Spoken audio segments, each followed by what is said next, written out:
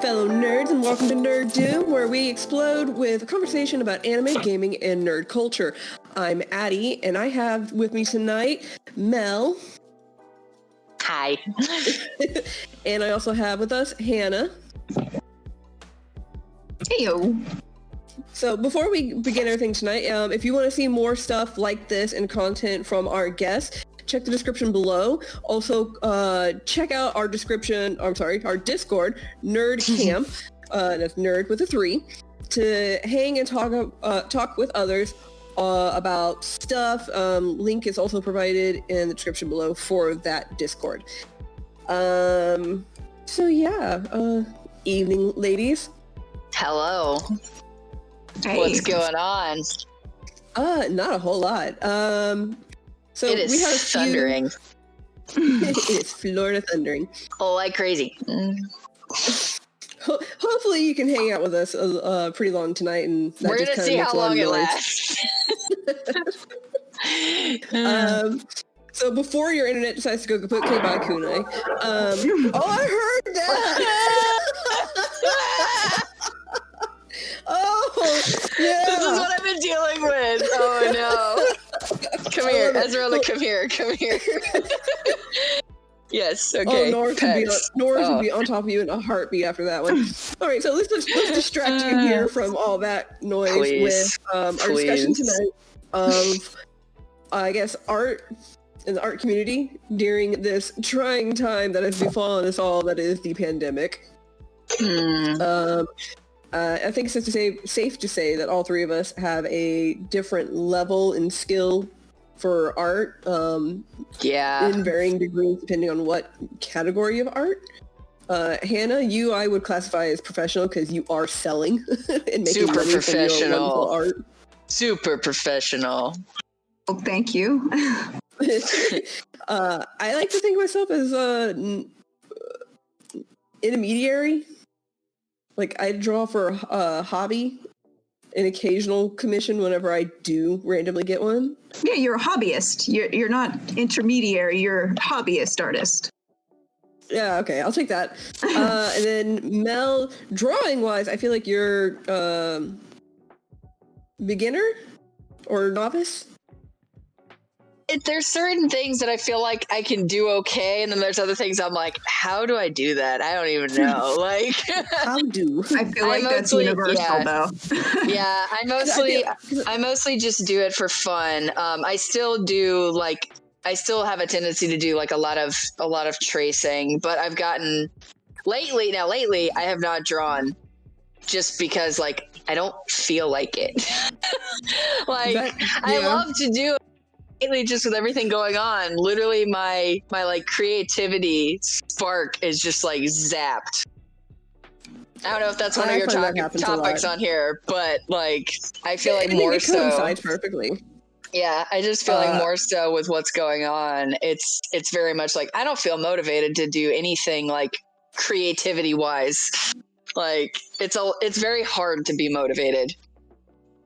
I have found that it is very hard to be motivated occasionally. I think for me it's just whenever inspiration hits and I'm like, I kind of want to draw whatever subject or topic comes to my mind. I know you're really good at painting, especially when it comes to miniature figures. Yeah, it's so fun. I love it. I do that. We've been doing that a lot. We're probably going to start streaming some of that at some point because that's how much we enjoy it. Jeffrey says I do the people very well. And he does creatures very well. So I was like, okay, I'll do people and I guess you do creatures and we'll just do them at the same time. So I feel like you should also have a night, like if you start doing into that, like switch out where one of you does a creature and the other one does the person and see that comparison. Mm-hmm. Yeah, we'll probably do it together. Like it'll probably be something we do together. I just haven't figured out when we're gonna start doing that yet. So kind of go back to like how you've been feeling and kind of like how we both described like how drawing comes to us. Hannah, obviously your store relies on your ability to go, I'm going to draw this now. Do you ever have moments where you're like, no, I'm not going to art today? Yep, absolutely. It's, as you guys have described, just like minutes earlier, it's the burnout from just like, well, what else am I supposed to do? Because we have all of this like stress coming down on us, and my hobby would be, to get out of stress would be to draw. But now that that's my job, it's like, well, that's just more stress. I have to draw or I'll starve, So Yeah. I don't want to. I get tired of drawing, so I'm just like, today I'm just gonna sit on my ass and play video games. But that doesn't pay the bills, so. So it could. I mean, if you wanted to go down that route, but not for me. I play on baby mode, so nobody wants to watch me play that. That's fair. I do too. I'd watch you play baby mode.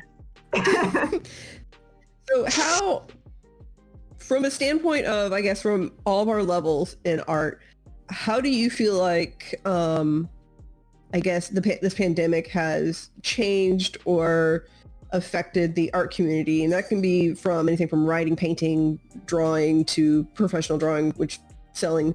Like, how do you feel it affected it? Well, I've seen a lot of people express this sort of mentality of, well, I was going to go to, I was saving up my money to go to this particular convention at this time. So, but now I have all this money that I saved up for this particular convention that I'm not going to spend there. So show me what you've got in your virtual stores. It opens it up more to a wider audience of people who might not have had that exposure at that particular time. So it's a good thing for like a wider variety of artists to get their work seen, but at the same time, it's more competition because now everybody's being seen at the same time, as opposed to only competing with about 50 or other artists at one particular convention for all of these people's money. So I like the fact that you can like sell your stuff to literally anybody in the world at any time, because they're like, well, we can't go to conventions, so where are we going to spend this money that we set aside for conventions? But like, it's also harder in a different way. Right. I mean, it's nice. I feel like people are more willing to spend money on artwork if they understand the fact that the arts are particularly affected by this pandemic, because the arts are getting shut down more than anything else. So they're like, well, artists are going to suffer the most, so I want to give artists. Did I freeze? More. No, you're good. Okay. Artists, they're thinking artists are going to suffer the most, so they want to give, as much support as they can to artists. So there's sort of two schools of thought on.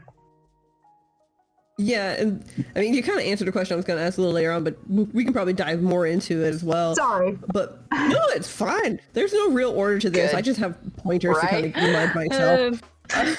Well, what do you think, Mel? Like, from a hobby standpoint?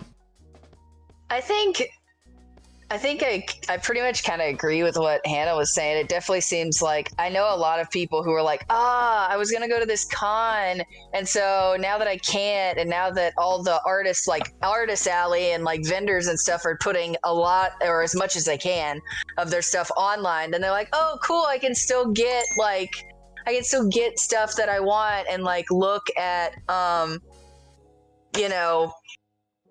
things to buy without actually having to go, and then I'm saving money because I'm not getting a hotel and I'm not buying food for that whole like weekend or whatever. So I know some people who have kind of gone like crazy and they like buy way more than they normally would, like when they're at a con, because they don't have to worry so much about the like, okay, I gotta have enough to eat, The hotel, the food. Yeah. So, and then I feel like there's other people who, as far as the ones who are supporting themselves on arts and things, like my cousin, he does music and he was hit very, very hard because it was like the one we saw, right?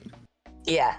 Okay. He was hit really, and thankfully he had another like side job that kind of had to become his full time so that they could be okay. But like for people like that who they rely on like gigs, I feel like it kind of can be even harder for them because like if you have, you know, your songs and stuff that you release and you get a certain amount, but then you have these gigs and they tend to, you only doing it one time or whatever, but it pays more from getting that gig. And so you have to, but when you can't get them, then it's like, oh no. And if you're not having, let's say you haven't released new music in a while, and so you're not really getting as much of like revenue in from your songs, like it hurts.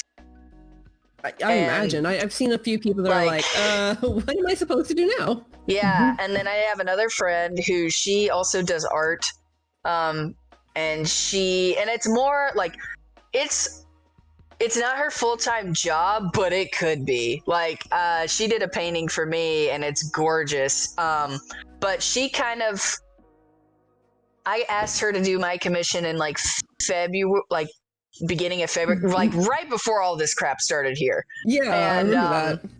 And she got it done, and then I'm pretty sure she maybe did like 2 more or 3 more commissions after me, but they were all done, I think, relatively within like before the end of March. And since then, from what I know, she's been like, I don't want to do anything. Like, she is like, it has killed her, like, just creative, like, when you say like she doesn't want spark. to do anything, is it because? Oh, okay, I was gonna say because like it's because of everything. So I guess it's killed it, or she's just like too stressed, or. It's because it's for her, it's too stressful. Like, everything has just been with all this going on and shipping and all this stuff being like, you know, the post office and all that being like nuts, that it's so much added shit, and Hannah would know. It's so much more added stress that like literally she made a status the other day on her Facebook talking about how like, I hate that it was a meme, but still it was like, I hate that basically this has like killed my creativity. And I was like, it hurt to read it because I know like she actually meant that. And I was just like, no, Stephanie, no. I'm seeing a few of those, but I'm also seeing a few people who have turned around and like, these are people who've never really done anything artistically, or if they have, it's just been like on the side because they could. But now that they have all this time, be it because they're working from home or they unfortunately don't have a job, but they do have a means of an income, they're being more artistic, and I guess they're using it as a coping mechanism. I don't know if you've been to Michael's recently, but apparently they have like a $5 random box. Oh, no, I haven't been to Michael's lately. I love Michael's. I do too. I need to go eventually. But I love all the craft stores. I'm a sucker. I feel like they've, like, at the very beginning of this whole thing, when everybody was like locked up, if you will, like craft stores became like the place to go. Now, Joann's being a fabric store and the other fabric like store, don't die, no. Just choking on water, it's fine. They got hit up hard because, you know, people are like, oh, well, I can make my masks now. But then you got people who are like, let me cope by drawing or painting or randomly doing this. I saw one video where the person was like, I made this random abstract style painting and sold it on eBay and for like $2,000 something or some ridiculous amount of money. Whether that was real or not, I don't know. So I saw a lot of people start just like randomly going out and buying canvases and paints and like, here's my abstract art and see what happens. You know, it's funny. Yeah. You know, it's funny. So I have another friend. Well, first, let me back up.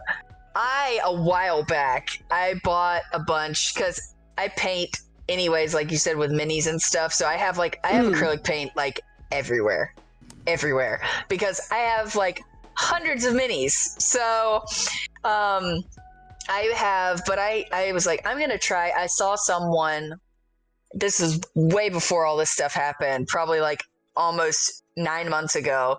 And, they were doing like the pour painting and stuff. And I was like, dude, that looks so fun. I want to do it. But then, so I was like getting some of the stuff to do it, but I still haven't done it yet. but I still have all the material. And then a friend of mine the other day, the liquid acrylic.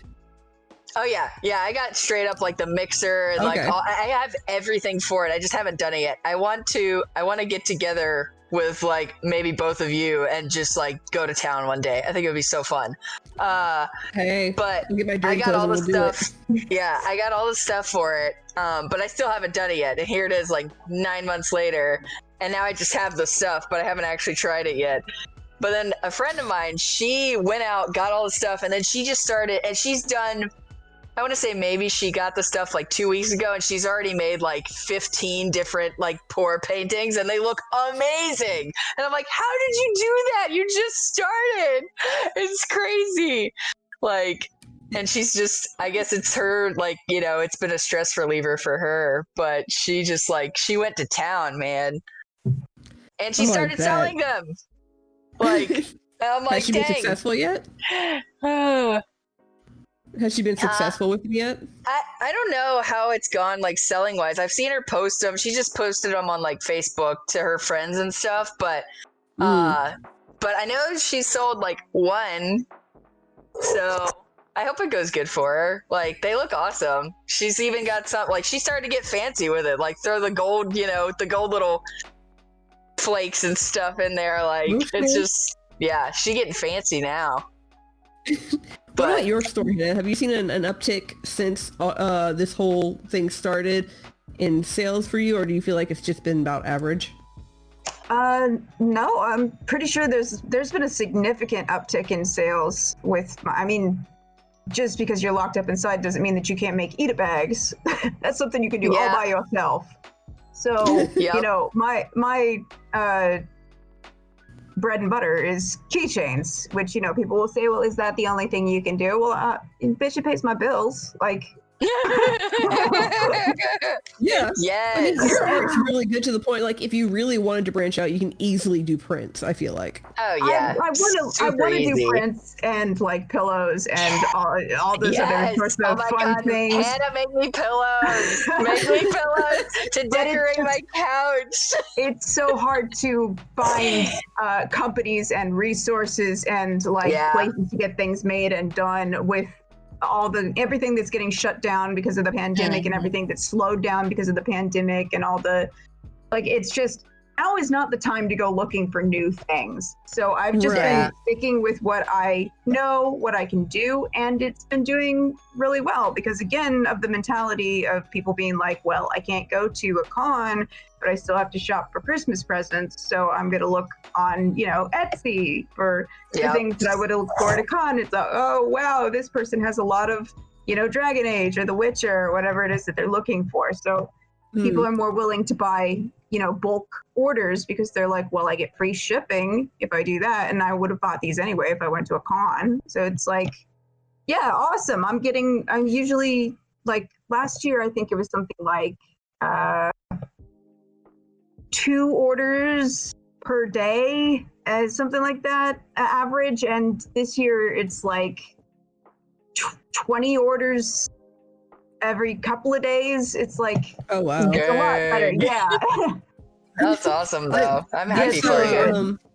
I saw a video of a content creator who she created a book. She authored a book, had it edited and everything, and then had it published.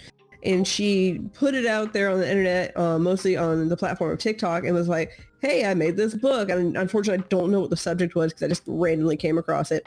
And bless her heart, apparently she sold out in like the first 5 hours of the release of this book. And you just see a video of her like at her desk and just like a line of postal stamps printing out from her machine. She's like, I had to ask my friend for another roll because her friend does selling online too. Nice. And then I've seen at least 2 or 3 content creators that are like, I'm sold out. Yeah, see? That's people awesome, are more willing to go online to find these things, and then they find more things because they're looking online instead of just depending on, well, what is being sold at the cons in my area. So they're like, I would never have found this shop if I had just gone to the cons in my area, but since I'm, you know, I have to look online because I don't have the option of going to my local cons, now I'm finding all this stuff that I would never have found anyway. Yeah. No, So do you think that mentality is partly from, sorry, Mel, hang on. Do you think that mentality is partly from, ooh, look at this is cool, I want it, or, ooh, look at this is cool, I also want to support you? A little of both, I think. it's both. Yeah, I think it's definitely both. Like, because I know there's some people who, you know, they're just like, they've got that, like, you know, collect, like they love to just collect nerdy stuff, you know, and I mean we all do, you know, but yeah. And so they'll be like, "Ooh, I've never, like, I don't have anything like that. That's cool. And then they'll get it. And then I think especially when I feel like when this first started and people were realizing how many people of the arts was getting affected, then I think it was more like, in the beginning, it was very much like, I should get this because I feel like they're going to need help and I like their stuff. I don't always get it, but I'm going to get it now when it really matters. Like, I think that's happened a lot too. Yeah. Because people have understood, like, oh, they've watched businesses and things like small businesses and stuff get shut down. And so they're like, well, I don't want that to happen to my favorite such and such, you know? So then they go and they just buy it because they're like, I don't care. Like, I want them to keep making stuff. So I'm going to go get their things to support them. Like, yeah, I find that I've done that myself. Like, normally when I go to a con, I've stopped getting prints unless it's something from an artist alley that I really like. I've stopped getting wall scrolls and stuff just because I'm either outgrown it or I don't like the images that they're printing out. So I've turned to enamel pins because they're easy to collect, they look cool, and you can get one based off of your fandom, or you can get one that's an original art, essentially, and it looks really cool. So now I've got a board out in the living room, and of course y'all seen it's just a giant thing of pins, and it's I love it. Just mine alone versus what my husband has is filling up that board. And I bought two recently from Etsy. One, it's a space rocket in a bottle type thing. So like instead of a ship in a bottle, it's a spaceship in a bottle. Nice. And then I have one where it's the state of Florida, and then it has the state flowers on the inside and looks really, really pretty. Cool. So I've definitely found myself being all like, oh, I'm more likely to buy this online. But I was doing that prior. Did you find you were impulse buying as much before prior, or is that more of a like, well, I'm not going to a con, so I can just, I mean, that's kind of nice, so I'm going to get it, as opposed to like, I need to save. I was impulse buying at cons because they're more in my face, and I was like, ooh, gimme. Whereas now I'm a little bit more decisive on what I get, because I am also still aware that while we are fortunate in our working area, I should say, I don't want to go overboard. And also I was not sure. I was like, I want to get this, but where am I going to display it? This kind of also leads me into a good question, mostly for you, Hannah. Mel, you can answer it too, but do you prefer buying general or generic art from online, or do you think getting an art piece from an actual artist, Etsy or their own store, is better, or do you think it's just personal taste? You mean professional art versus fan art? Or no, well, like the kind you go to like Bed Bath & Beyond and you just get that like 30-piece art canvas that probably 50, 100 other people and have you on mean, their wall. do I want hotel artwork or like original artwork drawn by an artist? Yeah, but like original fan art. Yeah. I feel like it's up to personal discretion. I mean, like if your house is more for the sake of who else is going to be in it and like marinating in your space, and you don't want to be too like in their face about this is me and how I express myself with my personal interest, then it's nice to have something pretty and generic. So I'm not going to knock pretty and generic because it's like that's for guests, you know. But I like having stuff that I can be happy every time I look at it. It is my house. I'm paying the rent for it. I want to hang, you know, I have freaking 2 pictures of fiends from The Witcher in my hallway. Yeah. So whoever comes into my house is gonna have to look at these 3-eyed beasts in my hall as soon as they come in the door. So interesting. Well, I mean, I think it's definitely like, so right now we have mostly, at least as far as, we have so much art we still have not hung up just because we're trying to find the right frames and stuff because we're being picky in that sense. But yeah, that's the same struggle we've got. Probably the most, with as far as like kind of more like generic paintings or more just like, I don't know, like I don't typically go for the ones that like you can just go buy at like Walmart and stuff like that, you know, like, because don't get me wrong, there's some that I actually really do like, but then I'm like, it's kind of one of those things that's like you said, like, I know probably like 100 other people are gonna have the same thing, and I'm kind of just like, well, then it doesn't feel that special, like, but I will say on other things, like we have, and we're trying to find the right frame for it because we have a serial graph of a Thomas Kincaid painting. And I want it, and it's gorgeous, and it's huge though. Siri thought I was talking to her. She's like, I found this. No. And so, but it's huge. Like, it is literally going to take up a whole wall in our house. And that's why I try to find the right frame because I know it's going to be big. But as far as everything else, it's all my nerdy shit. Like, I mean, this is my living room, and there's, Cowboy Bebop right there in like dead center. So, because that's how we roll in the Shire. So, I found that I used to have that mentality that the office and bedroom could be personalized, and like the living room kitchen area kind of need to be a little bit more presentable, like you said, Hannah, to like guests that were coming in. And over the years, I've partly kind of grown out of that because I'm like, well, I really want to showcase all this stuff that I've bought, and I'm running out of space in my in the office to display this. And also, I'm really having a hard time spending $50 on a generic painting that, again, 100 other people probably have. So I ended up finally, after much discussion from my husband going, just do it, posting everything that we have now in our living room area with a few I love it so much. Photos. Yeah. It's nice. I love it. I want to rearrange some of them to kind of categorize and organize them a little bit, but we have lazy. So we've got in our house we have Cowboy Bebop right here in the middle of our living room. Then I have my painting of Matt Ryan as John Constantine right here to the, which is the one your friend did, and it's amazing. Which is the one my friend did, and it's amazing. Then I have a Legend of Zelda one over here. And then in our hallway, we have a wolf's head, like from The Witcher, and it just looks badass. And it literally looks like just a statue, on the wall. But I'm like, I don't care, it's cool. Like, I mean, why not? There are some but then, fan like, arts in my that kitchen, I found that are just yeah. But then in my kitchen, I've got like old ad from like Chevrolet. Just because, like, I'm like, it feels like my kitchen, so I want this in here. Like, so it's like my nerdy stuff, and then I'm like, I'm a sophisticated lady, like, in my kitchen.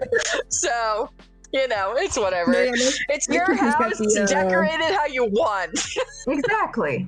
Yeah, I think we've grown out of that phase of, like, everything has to be, or everything outside has to be for somebody else, and, like, we've grown up now that we're just like, screw it. I'm the one looking at it, especially now more so than ever where you're stuck at home and you're like, you know what? This is mine. This is mine. This is mine. The only reason my bedroom currently isn't more decorated is half the stuff that originally was in here got lost in 2016 in the hurricane. Because the tree and the water and yeah. So, but I'm really thinking of redecorating it, but at the same time, I don't want to get more stuff if we have to move for whatever reason. Yeah. That's my Yeah, mentality. then it's just you run out of room and you're just like, well, yes. I feel like we've And I don't already wanna run poke out any of more room. holes in the wall. Uh, Yeah. So next question, mostly for Mel, but Hannah, you can pop in on this too. Mel, you're an English words. You're an English major.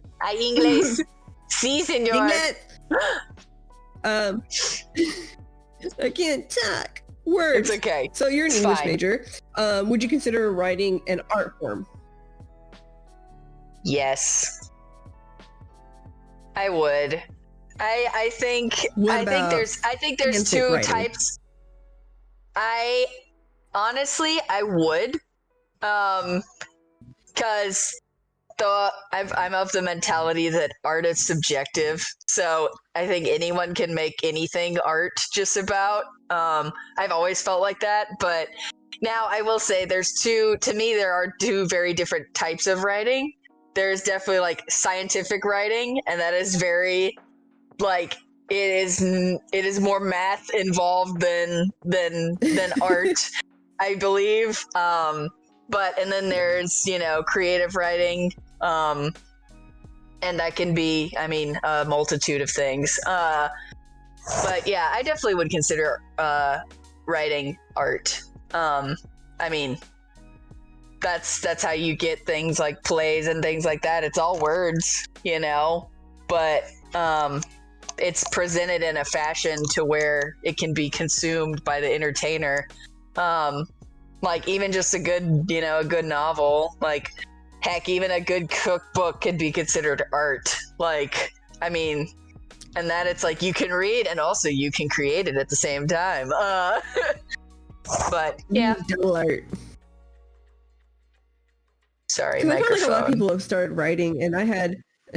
How dare you abuse it? I know, I hit But it I've all seen the a lot time. of people who. I had one person that they said that they find drawing is more universal than, say, writing or any other type of art. And they're not saying that those other types of arts are bad or terrible or irrelevant. It's just they're saying drawing, per se, is a bit more universal, and you don't have to be necessarily good at it. You can be drawing stick figures, and the person next to you who's probably a professional artist can look at that stick figure and go, oh, I get what you're saying, or I get what you're doing. Yeah, I can see both sides of that. Like, I still feel like, with some things, even let's just take it a step, back. Even a bad fan fiction, someone's gonna read. You know what I mean? Oh my god, which one was it? Even if it's like, oh god, I can't get through it, someone's gonna read. Just saying, that's how you got 50 Shades of Grey. Just saying. It was literally a bad fan fiction that she's like, no, this isn't actually about Twilight. It's now this.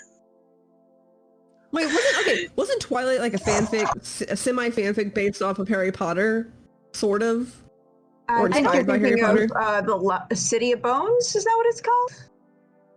Maybe? I remember hearing about City of Bones. I think that's more right. I don't know exactly. I just know for sure about the They made other movies out of both of them. There was the one movie that was made that had like John Rice Myers in it. That was the one that was based on the Harry Potter fan fiction. And then there was 50 Shades of Grey was based on Twilight. So I don't. Okay. Oh, dude, I remember. That's amazing. Side note, I remember when those books came out and everyone was talking about them, like 50 Shades of Grey and all that. Everyone was talking about them. And I was just like... Oh, I remember that too. Yeah, I just remember everyone talking about it, and I was just like, I'm very picky when it comes to books I want to read anyway. And they were like, you need to read it. And I was like, okay, whatever. But I didn't read it. So finally, because people wouldn't shut up about it, I was like, okay, let me just see what you all are talking about. Dude, I hate to be like this. I couldn't even finish the book because it was so poorly written. What? But No, I couldn't. I was like, Oh, no. I could not finish it because I was like, as an English major, I was like, okay, it's one thing for it to be a fan fiction on the internet and it's not actually like published. I'm like, did you even have an editor? Did you have someone look at this and go, man, this source material needs help? That's very harsh. But I really, that is an opinion that I would die on, is that it is not well written. Like, it needs help. No, I've heard a lot of people say that, like, other than the fan service that it provides, it's a terrible book. It's just a light porn novel. Because like I've read, when I heard about 50 Shades of Grey, I was already reading the Anita Blake series, which is worse. It's not worse. Oh no. I don't know. Everyone froze for a second for me. I think we might be good now. Okay. Are we good now? I think we're good now. Okay, cool. Technology. Okay. Playing catch up. But no, I was gonna say 50 Shades of Grey for me, like I never read it and I didn't care to read it because everyone just kept talking about like the hot scenes, if you will. And I'm sitting here like, I've already been reading Anita Blake for a while and those have got some hot scenes in it, so I don't care. So let's see, what else? Let's do a few little extra quick questions here. Do you, to kind of go along with like, do you consider writing an art form? Would you consider digital art art? Because I've heard some people go, oh well, just because you drew it on a digital component, so it's not art. I have been seeing this. Like a pencil or a pen. Yeah, I've been seeing this lately, and it makes me so mad because I'm like, you don't know anything that you're talking about. Like, it still requires a skill level. Like, it still requires time, patience, like frustration, like all the things that go into normal art. Okay, just saying. Yeah, I've seen that comment lately too, like, oh well, you did it digitally, and then I watched this video where someone was like, oh, but can you do it like for real? And then they were like, slapped a paper on the table, and then they just started like drawing the exact same thing, and they were like, yeah, it frustrates me. I'm like, you don't know what you're talking about. Shut up. They don't. And I think what they're thinking is that like in digital art, you're able to blend colors easier. You're able to fix mistakes a little bit easier, which yes, that is fantastic, versus on paper and pencil with markers and color pencils, which are a little harder to kind of go back and go, oops, I messed up. Yeah. But it's still the same thing. Well, and I think too, I think more so what it is that that the people who make these comments don't like about it is they see it and they go, because you could do, you know, like where you basically do symmetry. And so you've already done it on one side and you could just flip it on the other. So like, oh, it's cheating. I think that's really more of the mentality of why they say that comment. It's because they're like, oh, well, you're cheating because you could just like flip and mirror it and whatever. And it's like the easy way out or whatever. And I'm like, dude, it still takes hours. Easy. It's convenient. Well, it's not easy. Just because I spent 20 minutes trying to get this damn eyebrow right, okay, doesn't mean that like I'm taking the easy way out. So, bye. Hannah, I know you do a lot of stuff digitally. Do you draw something if somebody commissions you or you're creating a new item for your shop? Do you hand draw it on paper and pencil first and then scan it in and then digitally do it, or do you do it digitally only at first? I do straight up digital from the sketch, and then like I'll do like a really loose sketch, which is the most hideous thing on the planet. It's like Gumby Man. And then and then I'll do a slightly like more tightened up sketch on top of that, and then I'll do the line art on top of that, so it'll take me like 500 years to finish it. When I'm drawing with a pencil and paper, which is usually, I only do that if I'm trying to unwind, because that's easier for me than drawing digitally. All these people are like, drawing digitally is so easy. I'm like, no, drawing digitally is a pain. Drawing traditionally is fun. So when I draw traditionally, I'll just start with the line art. I won't even do a sketch. So people are like, how the hell did you do that? Where's your sketch layer? I'm like, what sketch layer? Like, yeah. So So no, digitally is harder, but that's what I do when I'm doing new merchandise. Because I'm like, if I have it in my head, I put it down on the traditional paper, then it's never going to look the same on digital. So I should start digital and go all the way through digital so that it ends up the way that I want it to be, start to finish. And it's that's fair. So I know at the beginning of the whole conversation we talked about like kind of where we possibly saw our art skills, our art levels at. What do you feel about your current level, if you will, and what do you hope to improve or focus on in the future or further down the road? I think my art's okay. I mean, like, I'd like to see improvement. I'd like to be able to sit down for more than like 30 minutes at a time and concentrate on something that involves like something dynamic, like multiple characters maybe, or like a background. I'd love to be able to draw really beautiful, detailed backgrounds, because right now I have, you know, ADHD where I'm drawing for like 20 minutes. I'm like, I'm gonna make a beautiful forest, and then I draw like one tree, and my brain's like, I'm tired now, time to die. So yeah, I relate to that. That's fair. Yeah. Yeah. So I'm trying to get out of the habit of not doing backgrounds too.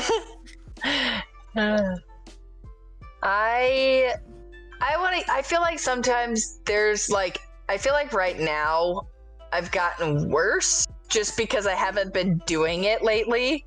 Mm-hmm. So I'm sure when I go back to like try again, I'm gonna be so frustrated that I'm not gonna want to do it because I'm gonna be like, oh, I can't get anything right, you know. But I feel like I want to get better at drawing bodies because I think I've gotten a good like base like face down pretty well, and I just want to get better at bodies. Like I want to be able to do more of like a slight pose, or even just like from the waist up. Like right now I feel like I can do about a face and a neck and shoulders, and that's it. And then my brain is like, nah, the rest, who cares? Like it's just a face. But then I'm like, no, I want to do more. So I want to get better at like bodies, drawing bodies, because they're hard. And hands. Mm-hmm. I hate hands. I can't. I try so hard. Them. I cannot draw hands. I love them, but I hate them. I'm like, okay, I want to draw like this pose, and I'm like, how the hell do I do that? I drew a hand one time and I was like, this looks great. And then I realized that the hand compared to the pose I was doing, the hand was backward. And I was just like, yes! That always, this wasn't pencil and paper. This wasn't digital either. So I was like, I don't want to do it. Yeah. But then it's like you could just make it more anime. So if it was backwards, you'd just be like, you know? Get over here with that shit. No, it's supposed to be that way. Of course it was. It's an anime now. Nothing matters. No, I want to improve. I'm kind of the same way. Like, I have a basic understanding of bodies, but I find that I draw my bodies very static. And I want to get them to where they're more fluid. Dynamic there's more movement. Yes, more dynamic movement to them. I kind of laid off drawing for quite a while, so I know my skill and my ability has lessened, or it's just kind of stopped at a certain point. And I'm hoping that if I continue drawing, it kind of gets a little bit better. I'm not looking to get professional. I'm not looking to sell my art just because, again, it's strictly a hobby. Like, I thought I wanted to do it as a career. Thought I wanted to go to school for it, but then discovered that no, I have more fun doing it as a hobby. So I'm hoping I can get better. There's little pieces here and there. Checking on the thunder or checking on the cats? Cats. Gotta make sure they're not destroying stuff. I'm pretty sure they are, but I'm not gonna worry about it. So what happens when you have 4 of them? Who needs kids? I don't need kids. I have cats. They're my kids. Yeah. Same. So, yeah, because you want to focus a little bit here near the end for on your stuff. So you have your own store. You have Animation Studios on Etsy, right? Mm-hmm. And like you said before, you sell primarily keychains. Do your keychains, like, what type of keychains, I guess art-wise, do you focus on? Do you focus on like stuff that you're like, I like this fandom, so I'm going to promote this? Or do you promote it as, I like this, but I feel like other people are going to like this too? Well, a little of both. Like, I will sometimes try to get into something that I feel like I would be able to relate to a lot of people and sell well if I were to have a better understanding of it, because I don't like to make things that I don't have any understanding of, because I've met people who will just like make what's popular even if they don't know what it is. And so you go up to their table and you're like, oh, it's, you know, XYZ character from this thing that I love, and you know, you're really excited about it, and then they're like, huh, you're gonna have to point out to me because I don't know which character that is. And it just kills your enthusiasm for it, even if the thing that they made is really nice. I've had that happen. So yeah, it sucks. So I'm like, I'm not gonna make something unless I have some understanding of it. But like some things, it's like there's so much of Critical Role. There is so much Critical Role. There is from the beginning. So I'm like desperately trying to listen to all this Critical Role to like get caught up, and then people come to my table and they see my charms that I've made and they're like, oh, spoiler for the most recent episode. I'm like 400 hours behind you. I wish you need a little note next to all your charms for Critical Role, because I haven't caught up. Don't spoil. Spoiler for no. But like for the most part, I'll do things that I have a knowledge of, that I am passionate about, that even if it doesn't sell really well, I don't mind having in my inventory until it does sell. That's my thing. Is like, if I don't mind looking at it, then I don't mind having it, even if, you know, a bunch of people aren't gonna buy it. But I've been pretty lucky in that regard. Like, Dragon Age has sold really well, and The Witcher has sold really well, especially recently since the release of the Netflix version of The Witcher. Do you feel like the Netflix series has kind of helped bump sales on those particular items?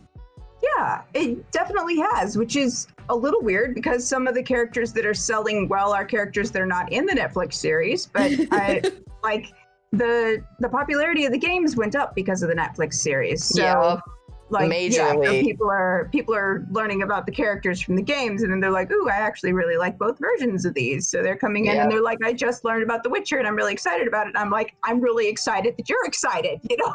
Yes. You're like, let me tell you some things. But yeah, I have some stuff that like only I know about, and so I know it's never ever going to sell. I'm always amazed whenever somebody comes up and is like, "Is that Sphinx and the Cursed Mummy?" I'm like, "Yes, it is!" Like, dude, like as far as like your Dragon Age stuff goes, like because I've never played Dragon Age, but Jeffrey has played like all of them, I think, and you don't see Dragon Age stuff. Like, I never have. No. Like, and so when we saw that you had Dragon Age stuff, I was like, dude, that's so cool. Like, Jeffrey was like, oh my gosh, she's got Dragon Age characters. Like, he was so excited because you just don't see it. Which is weird because it's like a popular game series as far as I know. A very popular game series. Yeah, I guess the outfits are just difficult to draw or something. Maybe. Possibility. I don't know. I mean, you drew Molly Mock from Critical Role. How fun was that drawing his outfit? Oh my gosh. Many colors. I love many colors. I love his outfit. I would love to have his outfit in real life, just saying. I saw somebody who like actually hand embroidered all the details. If I had the skill, I'd do it, but I don't have that skill. I don't even know how to sew. Sewing is hard. Sewing is hard. That's another craft that I find a lot of people like. They are very much people who do like needle felt, embroidery, as well as just making costumes in general. They're doing pretty well as well, from what I've seen. They're getting a lot of commissions. There's one person that makes a very special type of I won't say a plushie, but a doll. Yeah. But they're going pretty well. But let's see what else. Oh, I got a question for you. Do you have any for your store? Do you have any upcoming charms that are in the works that you want to talk about? Well, I was approached by a local game store that said that they were interested in carrying anything that I made that was like tabletop related. So I've been thinking about different like tabletop related sort of generic D&D designs to add into the shop in addition to sort of fandom things. And then we were talking earlier about Drizzt and the novel from the 80s. Yeah, so something like that would be really neat to add in. Dude, please make a Displacer Beast. Oh, Displacer Beast would be really cool, like D&D monsters. Make a that would be really It's my favorite monster. Not because I have one that looks like it or anything, you know, but I feel like you can come out with a gelatinous cube and it still look amazing and funny. Yes. I don't know about this. Sounds like fun. I've been wanting to do more creatures. Like I was thinking of like a video game like pets series maybe, and then like I wanted to draw more animals because I have a lot of people and not a lot of animals. But everyone's like, "Oh, I love your keychains that you included." I'm like, "So y'all like my animals? Okay, I'll just do more animals." Dude, the one like the Peep one that you gave me, it's literally on my keychain all the time. Where Peep has the the wanna play Gwent, that one. I literally carry it with me everywhere, and I'm like, it's so cute. I have the one that you gave me with where she's got the coffee cup and she's yawning and stretching. I actually have someone see that. It's on my purse, and have someone see it at a store, and they're like, "Oh my god, I love it. Where'd you get it?" And I went here, and I like gave them your website. Thank you. Oh, here's a good one. I know we're all fans of this. Yashahime is going to be coming out this fall. Do you think you're going to start pushing a little bit of Inuyasha keychains, or are you just kind of that's more fan? I don't know. See, I don't. Dude. It's all about what would look good in my style. I'm not going to force something that I don't think would look good in my style. I love Inuyasha. I don't know if I can draw him to look like himself. I've drawn him before, but I don't know how he translates to like people who are fans of the series. If they see him in my sort of like Marvel Comics looking style, they're gonna be like, "Who the hell is that?" Like, I think that'd be kind of cool, though. I don't know. I'd have to. I could try. I would definitely be curious. I would be curious to see, but I'm sure it would look great. Because that's I can certainly try. That's one of those things. I feel like that. Sometimes that artists get hung up on is like, oh, well, I don't know if people would like that in my style, but I don't know. To me, it's like, I feel like if you're a real fan of something and you see it done in a different style, you're still going to appreciate it because you're like, that's so cool. Like, I don't know. Like, I love when people take like Sailor Moon and freaking just do all this cool stuff to her and make her like a ninja princess. I'm like, that's badass. Like, yeah, you know, the drawing challenge they had for Sailor Moon? Oh my god, that was one of my favorite things. I loved looking at that. I loved looking at those. I was like, this is so cool. Yeah. Do any of y'all use any of those drawing challenges as a way to practice? Because I find that I like using them as a way to practice, but at the same time, it's also because I'm like, that looks cool. I want to try it. I personally have not, just because like especially with like isn't there, I want to say there's like a month that they do sort of like NaNoWriMo with writing, but it's for drawing, and it's literally like you draw every day for a month, and there's a prompt. Inktober. Thank you, Inktober. Yeah. And I've seen stuff like that, and I'm like, I'm gonna do it, and then I chicken out every single time because I'm like, there's no like, I chicken out. I'm like, I want to, but then I'm like, there's no way I could do it. With Inktober, I know for a fact that I'm not going to have the energy to do the challenge every single day, so I will go through the prompts of whatever like Tober challenge that they have and be like, okay, I like this one, and I like this one, and I like this one. So for this month, I'm going to do these 3, and that's all I'm going to set for myself. And if I get those done, maybe I can do something else. But if I don't, then I'm just happy for getting these 3. And the one that I love doing every October is not the Inktober. There's like a Monster-tober or a Gore-tober that are really, really fun to do. So nice. The different challenges for the October drawing, instead of just always like bird or apple. Like draw slime. Yeah. You know? I've seen prompts where like you have the general Inktober, which is the one that comes out every year, and then you have people who are like, here's my list for Inktober that's more of a specific theme based. Like there's one right now from a really good artist that I follow on DeviantArt and Tumblr and everything. She's got multiple platforms that she posts to, but she's also professional. I think she's over somewhere in Europe or Sweden. I don't remember, but she's really, really good. And she made up her own Inktober, but it's not necessarily in October, where it's a set of bird species, but you have to draw them like dragons. Oh, that's cool. And they're really, really cool. Some of them you look at and you're like, that's kind of terrifying. And some of them you look at and you go, huh, okay, cool.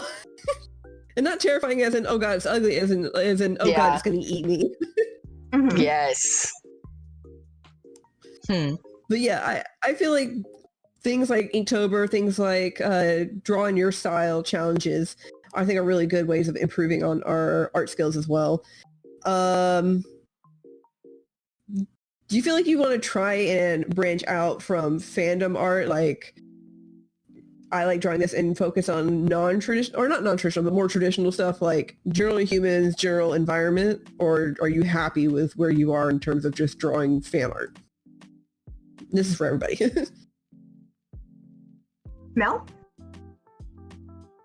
Because I feel like I'm still very much to where, like, I tend to, this is what I've noticed myself doing lately, is I save pictures of stuff that I like, and it can be like actual, like, real picture, or it can be like a picture of someone else's, like, art. And I take pictures and I save them because I'm like, oh, I want to maybe try to do something kind of like this, or I want to try and see if I can, like, trace this later so that I can, I don't know. It's kind of, I feel like right now, if I was to just be like, oh yeah, I'm going to focus more on more traditional stuff. Right now, I'm just more focused on, I need to get better in general, I feel like. So it's for me, it's more of, I just need to do it more until I feel more comfortable. And then maybe I could start trying to copy certain styles or, you know, things like that.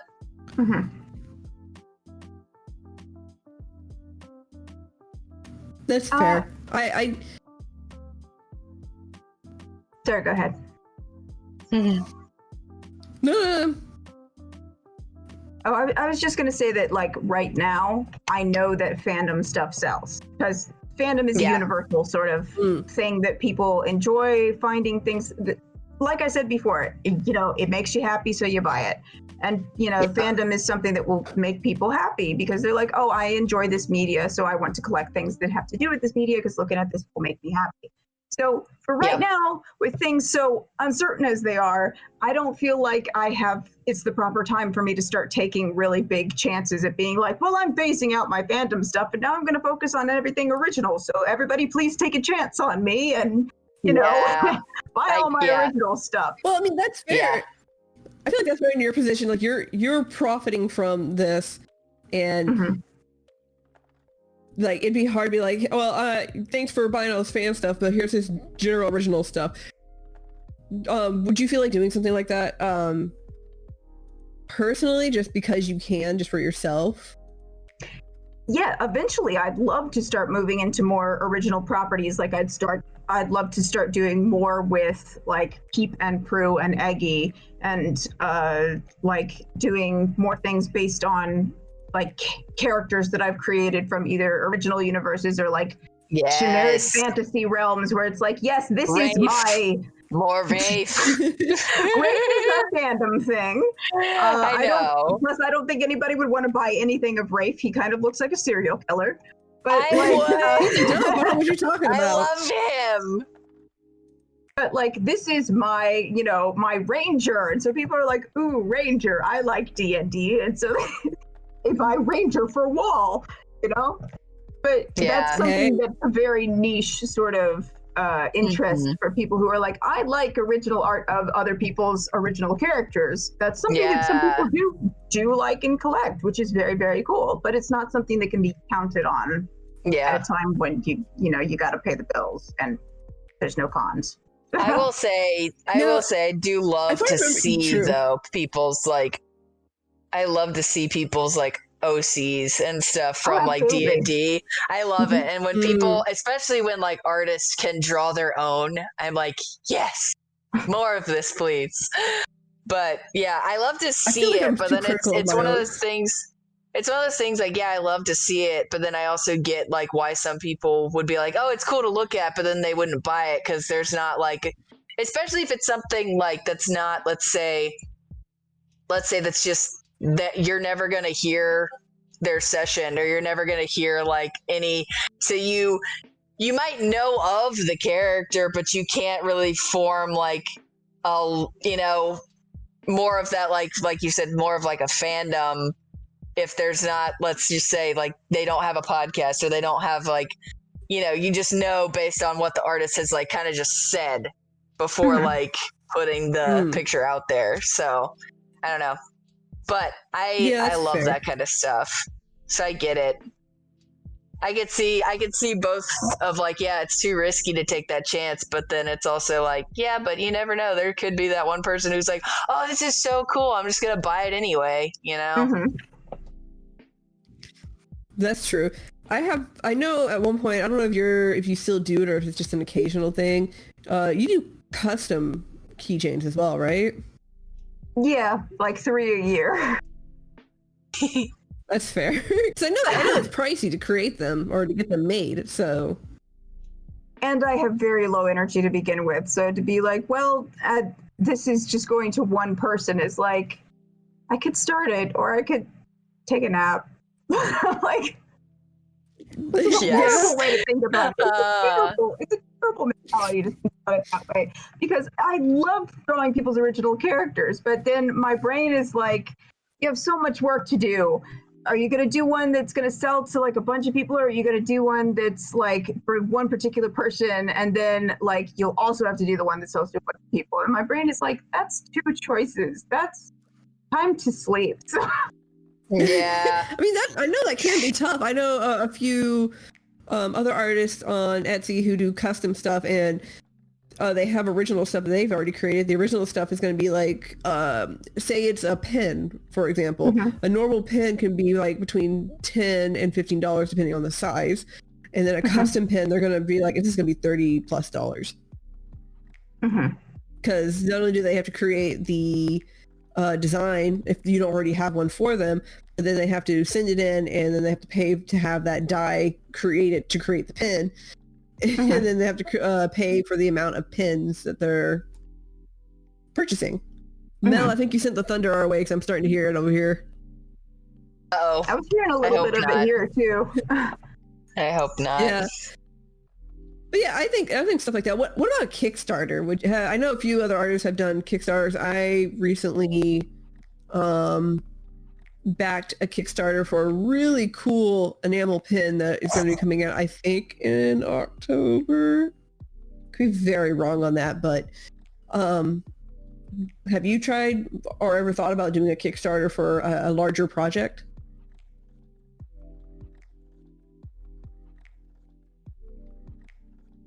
Personally, I mean, here's the thing.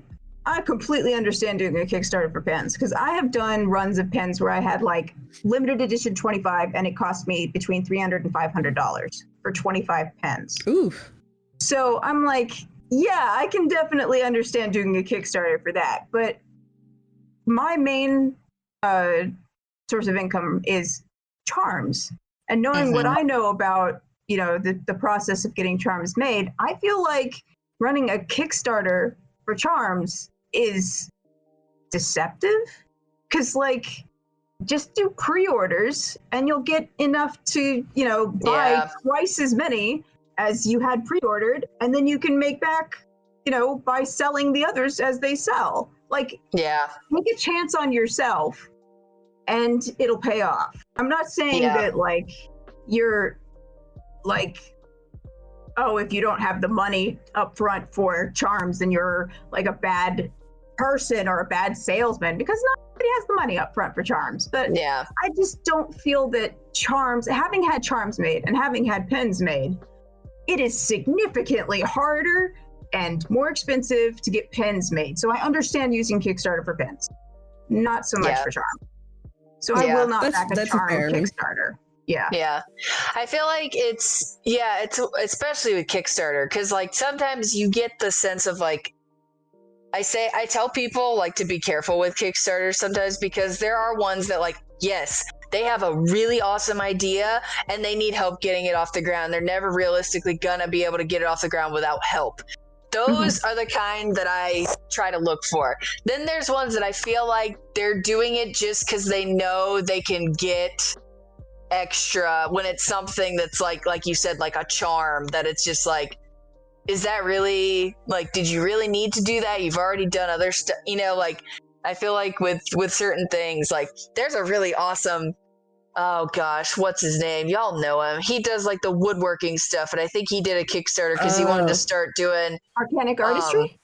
Yeah, Dakota. He does amazing stuff, and like I know he's wanting to get, because dude, I love it.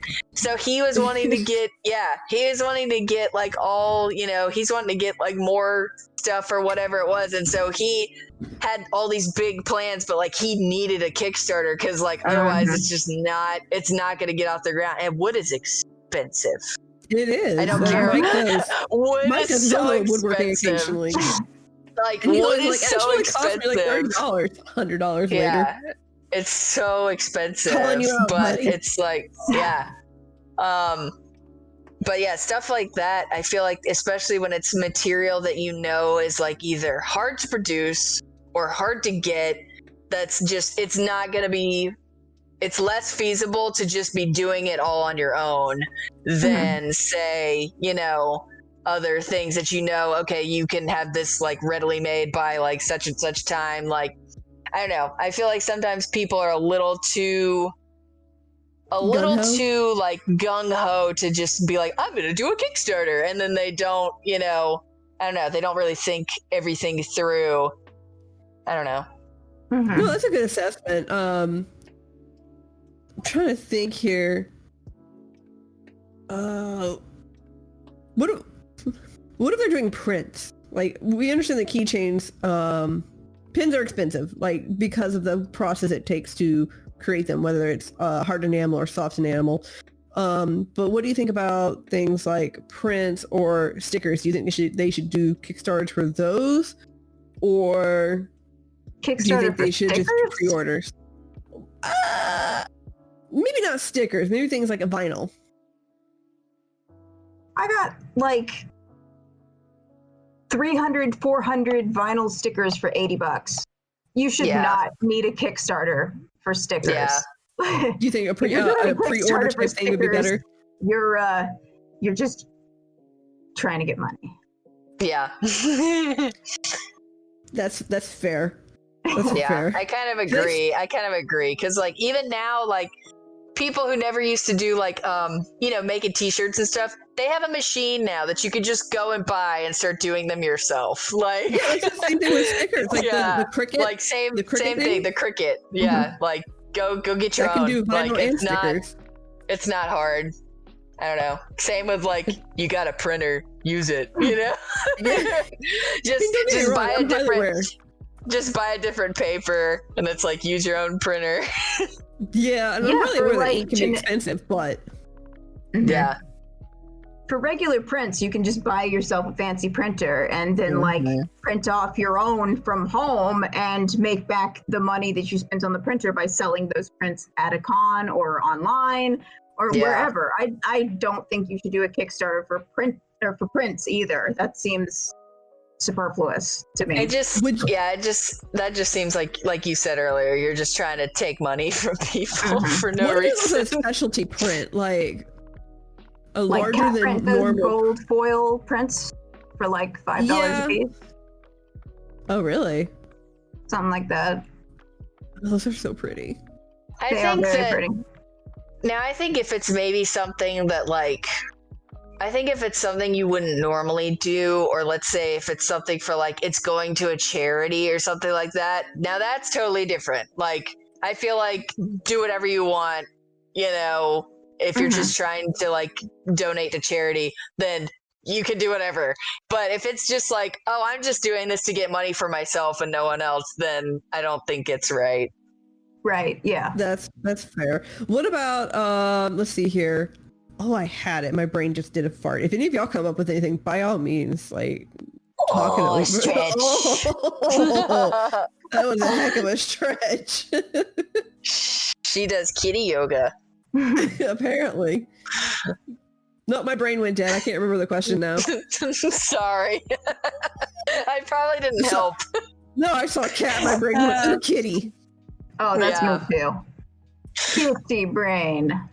Yeah. Then I guess at this point we could probably wrap it up. Would any of y'all like to add on or plug in or anything like that? I'm too shy. You're too shy. Now, Mel, come now. I know you do some streaming. I do.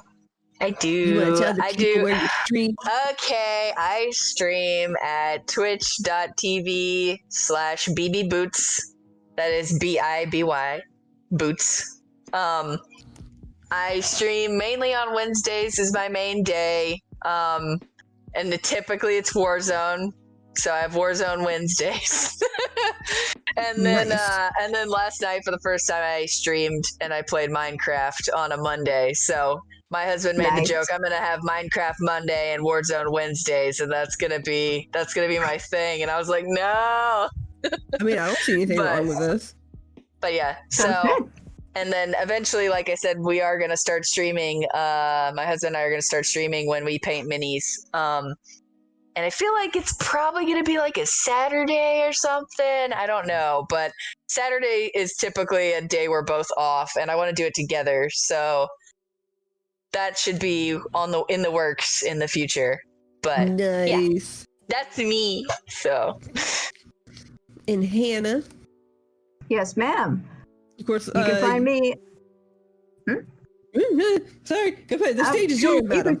You can find me on Etsy at Hanimation Studios. You can find me on Instagram at Hanimation Studios, on Facebook at Hanimation Studios Art, and on Twitter at Hanimation Art. But you will not find me on Twitter because I don't use the tweets. I oh, yeah, rarely. I'm use tweets. also on Twitter at BB Boots. Same thing. But And then for me, I occasionally stream whenever I get the fancy to. You can find me on Instagram on Isano's Den. You can also find me on Tumblr at Isano's Den. And Isano's Den is on Twitter as well, but unless you want depressing rants, I don't really post anything on there. I vent on Twitter, and yeah, you do. listens, so. It's okay. Hey, I see your tweets. I see those Thank you, tweets. Mel. Thank you. I know. But But then you're most of the like time a I'm like, no, Addy, you're wrong. man. I love you, but bad Addy. But no, But I get and then it. we got, You gotta vent let's see, somewhere. Yeah, somewhere. And then let's see. My husband, I know he streams on Monday and Thursdays, I think. And I know That sounds Friday, right. I know Friday we have our Oh yeah, D&D Friday sessions. D&D, which is pretty much all of us. And my husband, who is not here, he's at work saving lives. Nerd.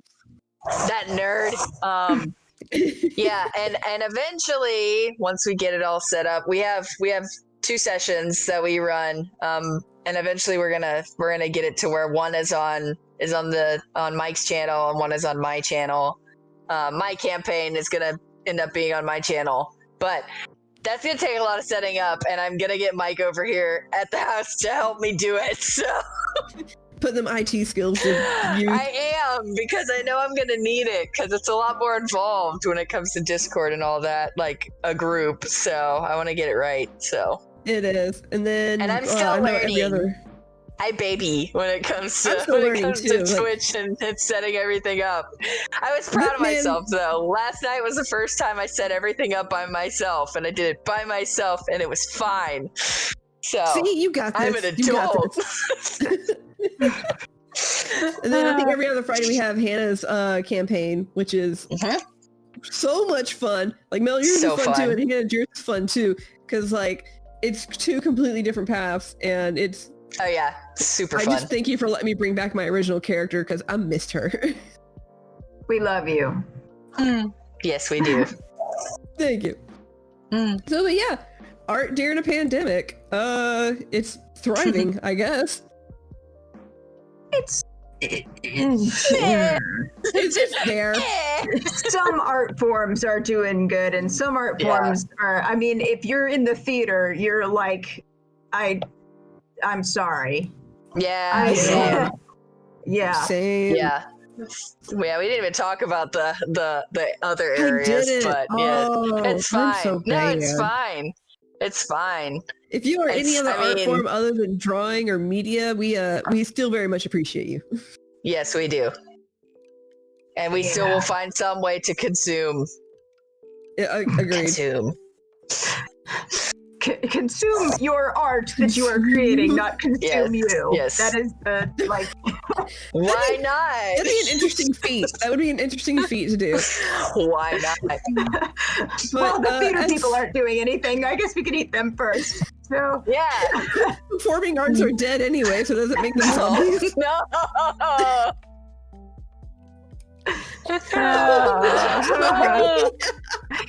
We all have We're stake in the divulging into performing chaos arts. now. We're not making fun of you. We're making fun of ourselves. So this is Wait. We have stakes. Where? we have stakes in the performing arts. Yes. Sorry. Like I Performing said, arts free are market. the stakes at this point. Well, I like guess- mine I guess medium rare. I like mine through the heart. Oh, Oh, dear. vampires. Vampires. Oh, wait there. And on that loopy note, I want to thank everybody who has tuned in to listen to us ramble and rant and talk and discuss. Hannah, Mel, I want to thank y'all so much for joining us on this evening. And Mel, the storm's gone. I know, thank God, dude. It was freaking me out for a while because it was literally like I said, sounded like it was in the backyard, and I was like freaking out. I was like, this is It's not in cool. your house. Oh, no. No. Oh, well, thank you all so much for tuning in. Come check us out next time. Find out when our next one's going to be. We don't know because we're sporadic and random like that. Hopefully we come out with something soon. We love y'all. Enjoy it. And stay nerdy. Hey. Bye.